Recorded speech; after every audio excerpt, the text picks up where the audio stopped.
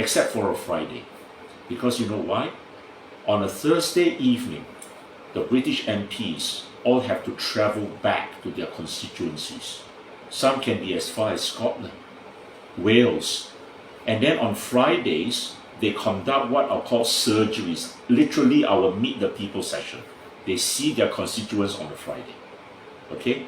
And then they have to be back in London on a Monday for a parliamentary sitting.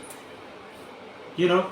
So it's very nice, isn't it? When the Keppel scandal breaks or the SMT scandal breaks, oh, Parliament is not in session. And then we got to wait until the next month for Parliament to convene and for MPs to ask questions. These are important matters and urgent matters. Why are they not raised in Parliament straight away? Why do we have to wait one whole month to hear what the ruling party has to say about this? And I'm telling you, the ruling party has a lot to answer for. Iswaran told Parliament, oh, local media's reach has never been higher. Between 2017 to 2020, he said the figure increased by 5%. Now, I think that likely was a misleading statement to Parliament, right? And when you make a misleading statement to Parliament, you have a responsibility to correct it and to clarify it. You know, if I'm the Speaker of Parliament, even if the minister don't clarify or correct, I will demand a ministerial statement and say, in light of what the public now knows, can the minister make a statement to Parliament? That is the proper norm, all right? But we have a speaker who, I have always said, doesn't know how to do his job, all right? Yeah? Okay? And it is sad to say this, but if we want to have a proper functioning democracy, everyone better know how to do their jobs. And then Josephine Teo. No, before Josephine Teo, let me talk about Shanmugam, who told the Singapore people the local media has to foster trust between itself and the people. Now, how is that going to happen when the local media, as we know, has been falsifying circulation figures? How do you develop trust? Shouldn't he also offer a clarification? And finally, we come to Josephine Teo, who justified the government's position to fund SMT up to 180 million a year or 900 million for 5 years. Now, will she now, in light of the falsification and what has come out in public, assure Parliament and the Singapore people not a single cent of the government's money, the taxpayers' money, will go towards funding the SMT? My understanding is that in Singapore, the Parliament normally sits for 50 over days a year. Okay, Han Hui, back to your junior college that closed down, okay? Let's talk about another meaningless statistic that came out in Parliament on the 9th and 10th. One MP asked, how many households own 2 or more cars in HDB, condos and landed property? And the answer given in Parliament was, oh, it's roughly the same, right, across the 3 HDB, condo and landed property. So, Han Hui, what's wrong with this statement? Why is it mathematically meaningless? Because they did not answer how many of them actually own it. Being the same is what percentage? Wow, okay, you're not as dumb as I thought you are. You're right. But that is not the main question right now. Do you know why SPH, even though they are free on Straits Times online for people to read, people are not reading it? Do you know that majority of Singaporeans live in HDB? Okay? And now people are not getting married, they are not having children. So there are not a lot of like 4-room, 5-room HDB.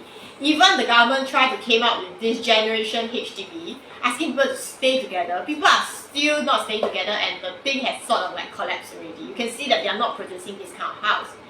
And the fact is that in Singapore, only 45% of people stay in 1-room and 2-room HDB actually have internet.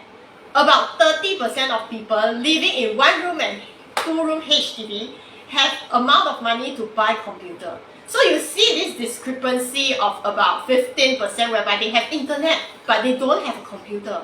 So why are people having internet but not a computer? It's because this 15% are probably working as like Grab driver, Grab delivery, Food Panda, Deliveroo. So they need the internet connection, access their handphone to get orders. Then every time they need to find some Wi-Fi connection, free Wi-Fi connection at MRT station in order to have access to internet connection. But in private properties, this percentage is as high as 95-96%. As for the rest of the maybe 3-4% who doesn't have internet connection or computer at home, this is because these people living in private property have their own offices. Whereas the offices of these people living in 102 HDB are out in the rain. How many of the ministers actually go and do walkabout in the rain?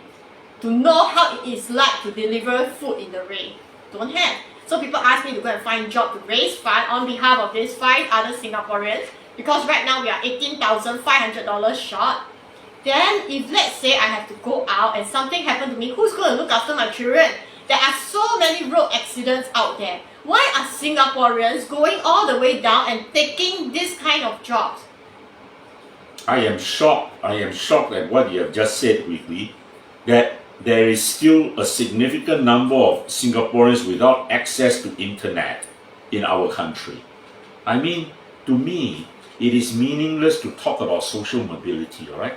In this age, if you don't have internet, you might as well go and live in a cave, because that is the equivalent. You can't do anything in the modern world without the internet. Yeah? And you know, it surely cannot be so expensive. It surely cannot be so much money for the government to make sure that this percentage of population actually do have the internet, right?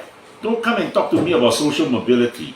That is the best way to help these people at least be on even footing, all right?